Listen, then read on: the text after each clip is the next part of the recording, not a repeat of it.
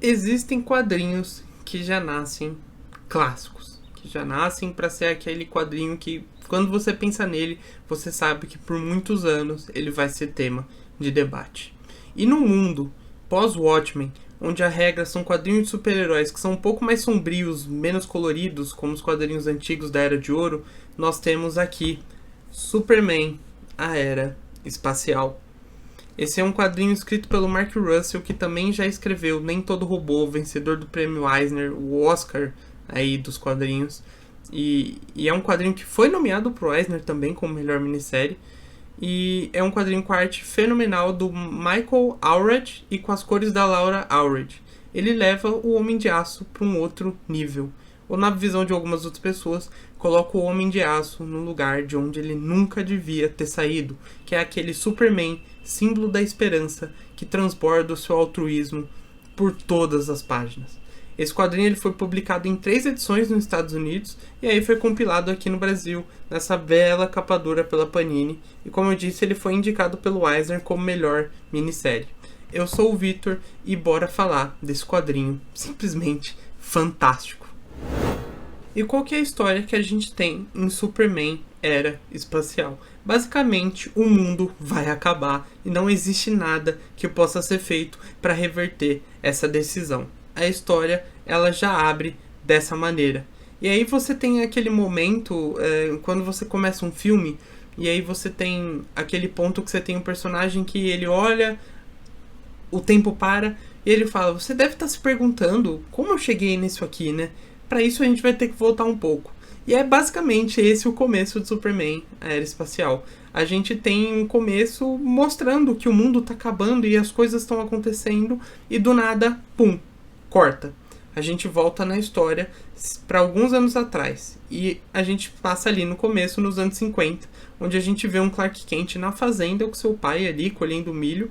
E é um Clark Kent que ele quer explorar o mundo. Ele quer começar a sua vida como Superman. E a gente caminha até o fim do quadrinho para o ano de 1985, que é quando o mundo acaba. Em um ponto da história, um personagem entrevistado ali pelo Clark Kent, ele chega e avisa que o mundo vai acabar. E aí, no começo, o Clark fica desacreditado e fala, o mundo vai acabar, esse cara tá louco e tudo mais. E a história ela vai mostrando uma belíssima evolução. Você vê o personagem principal, o Superman, e você vê essa evolução, ele tentando se provar uma não ameaça aos humanos. Você vê, como eu disse, desde o começo ali nos anos 50, dele na fazenda, ele indo para a cidade, virando jornalista, virando repórter e começando a sua carreira. E aí o Superman ele tá tentando provar ao mesmo tempo que ele vive a vida dele, provar que ele não é uma ameaça aos seres humanos. E ele age de maneira simples, ele ajuda uma senhora a subir no 6º andar do prédio, que não tem elevador, ele assina a lancheira de uma criança que pede autógrafo para ele destrói um asteroide vindo para a Terra, e então você tem essas coisas grandes como destruir um asteroide, mas as coisas simples, as coisas de ajudar no dia a dia das pessoas. E o Superman ele percebe que essas ações elas cumprem um propósito maior. Elas são feitas por ele por um motivo. Ele percebe que isso faz com que as pessoas sintam que não importa o que aconteça na vida delas, problemas grandes, problemas pequenos, querer subir no 6º andar ou um meteoro caindo, não importa o que aconteça, sempre tem alguém se importando. E o Superman se importa. Sempre tem alguém que vai se importar com o que você está passando. As pequenas decisões que a gente vai vendo, que ele vai tomando, as ações, as atitudes, a forma de agir, mostram e fazem esse herói ser quem ele é. Em um momento, a gente tem os heróis eles percebendo, meu Deus, o mundo realmente pode acabar. E aí o Superman ele resolve sair de cena. Você não vê mais um Superman. Cadê o Superman combatendo os ladrões? Cadê o Superman no céu voando? Ele larga um pouco a cena de super-herói e ele vai exercitar a sua inteligência para buscar uma solução, para ajudar e talvez, quem sabe, tentar impedir o fim do mundo e salvar esse mundo.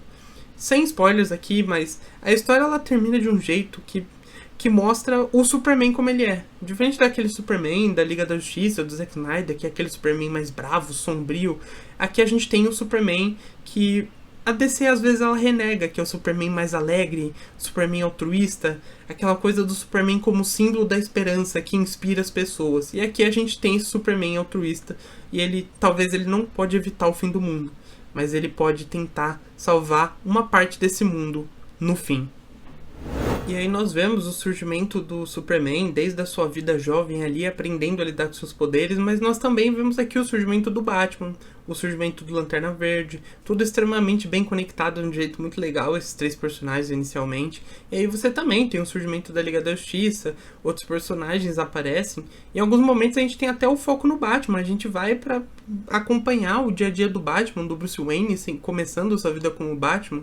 Mostra essa versão do morcego muito legal de acompanhar. Inclusive, assim, tem um Coringa que... O jeito que o Mark Russell conta o Coringa, e é um tiro curto, é um quadrinho que ele termina por si só. Então é um Coringa que ele aparece, ele mostra porque ele é o que ele é e já acaba ali. Mas é de um jeito muito, muito, muito legal. E pra mim, uma das melhores partes do quadrinho é aquele dilema do bonde. Você tem uma parte que citam o dilema do bonde. E o que é o dilema do bonde? É aquele dilema que, se você tem um lugar que vai passar um bonde, e aí você tem duas pistas. Uma pista tem um homem trabalhando e tudo mais, e na outra pista tem 5 pessoas que estão amarradas, que foram presas ali por algum motivo.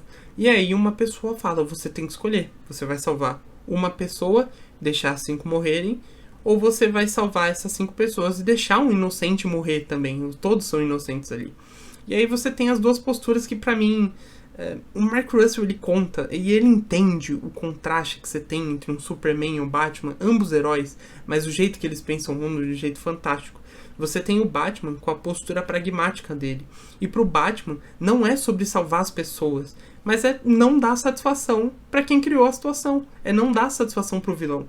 Então se nesse caso o Batman salvaria as 5 pessoas. Por quê? Pra falar pro vilão que o plano dele não funcionou. Mas, por exemplo, se tivesse 5 pessoas inocentes trabalhando e uma amarrada, ele ia salvar uma amarrada pra não deixar o vilão vencer e ia deixar as 5 pessoas trabalhando morrer. Ou tentar salvá-las depois, mas talvez morreriam.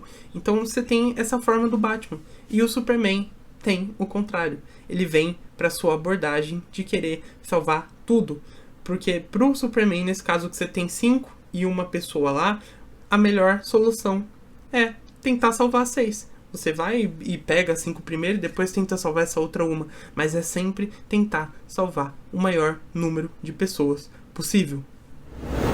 E o que falar da arte desse quadrinho? A gente tem uma arte maravilhosa, uma arte que ela remete a realmente a era de ouro dos quadrinhos, aos personagens mais antigos. Eu gostei muito da decisão de design, que não é um Superman que ele usa uma cuequinha, mas ele usa uma espécie de shorts, uma bermuda ali, ao invés da cueca vermelha. E isso pra mim é muito bacana, o design dos personagens é muito bacana, tudo muito bonito. E ao mesmo tempo, como a gente tem o gibi, que começa ali nos anos 50 e vai até 1985, os personagens evoluem, o design muda. A gente tem uma primeira versão do Batman que não é a versão do Batman que acaba, o uniforme muda.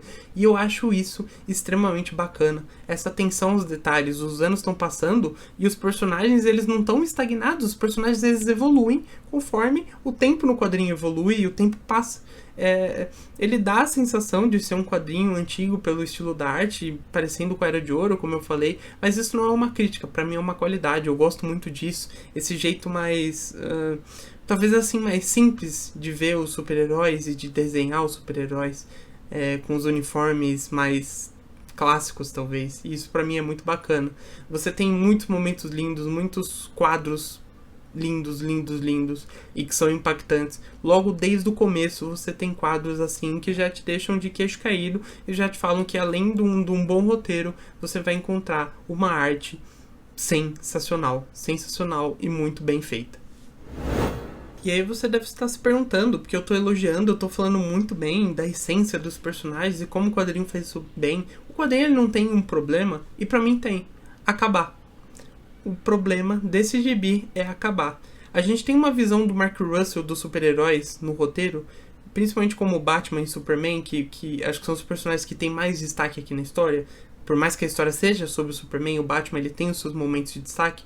é uma visão que ela foi tão bem executada que dá vontade de saber o que o Mark Russell faria com mais edições na mão. Você consegue imaginar se o Mark Russell ele tem tempo para desenvolver todos os outros membros da Liga da Justiça? Todos os membros poderiam ser aprofundados e a gente poderia entender para eles o que é ser herói para cada um. Porque o Russell ele aborda isso. Quando ele coloca o dilema do Bond, ele mostra pro Superman o que é ser herói.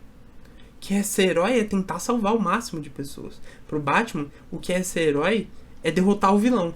Então ele mostra isso na visão desses dois e seria muito legal ver uma Mulher Maravilha, ver um Flash, o que é ser herói para esses personagens. E aí, pra mim, a gente tem uma das melhores decisões criativas aqui nesse quadrinho, que foi casar os acontecimentos do quadrinho com os momentos na vida real. A gente sabe que geralmente isso é um pouco muito do que a Marvel faz. A Marvel que gosta muito de refletir bastante e fortemente os eventos políticos nos seus quadrinhos, às vezes referenciando ou às vezes fazendo no quadrinho um evento que aconteceu na vida real. E a DC ela tem esses mundos como Gotham, Metrópolis, não se passa assim no nosso mundo real. E às vezes afasta um pouco da realidade, mas nesse quadrinho o Russell ele tomou a decisão de fazer no mundo que acontecem coisas que aconteceram no nosso mundo. Você começa o quadrinho ali nos anos 50, tem o começo da Guerra Fria, a tensão com as bombas nucleares, e aí personagens do mundo dos quadrinhos oferecendo soluções para isso. Você tem o escândalo de Watergate, que ficou tão famoso nos Estados Unidos, e todo esse tipo de coisa. A gente tem versões dos personagens, versões do Lex Luthor, versão da Lois Lane, o Superman, o Clark Kent trabalhando como jornalista, são coisas tão simples e marcantes. E você tem o espaço limitado, porque a gente está falando de um quadrinho que ele teve 3 edições, então você limitou um pouco a atuação de alguns personagens secundários. E é por isso que eu falo que precisava de mais tempo, mais páginas, mais edições. Eu não sei se isso partiu do Russell ou da própria DC, de deixar mais curto, mas precisava de mais. A gente precisa de mais desse universo, porque com um pouco de tempo que o Russell tem para falar sobre personagens, os principais, o Superman ou um Batman, ele consegue desenvolver tão bem esses 2 personagens, como ele consegue desenvolver bem todos os personagens secundários que a gente tem. Ele consegue aprofundar de um jeito muito legal. Então é isso, galera. Esse foi o Superman Aeroespacial, um quadrinho fantástico, fantástico. Acho que a gente tem clássicos, a gente fala muito sobre o Superman do Grant Morrison, e eu acho que esse quadrinho ele vai entrar para a história do Superman como um dos quadrinhos que melhor tratam e melhor adaptam o que é o Homem de Aço na sua essência. Extremamente fantástico o que o Mark Russell escreveu aqui pro maior super-herói de todos os tempos. Então, galera, é isso. Deixa o seu like se você gostou desse vídeo. Compartilha, comenta o que você achou, você já leu, você se interessou, o que você acha do Superman, que ultimamente vem sendo tratado com um jeito mais sombrio, não tanto com ar de esperança que ele sempre teve. O que você acha disso? Se inscreve no canal, ativa o sininho para não perder absolutamente nada.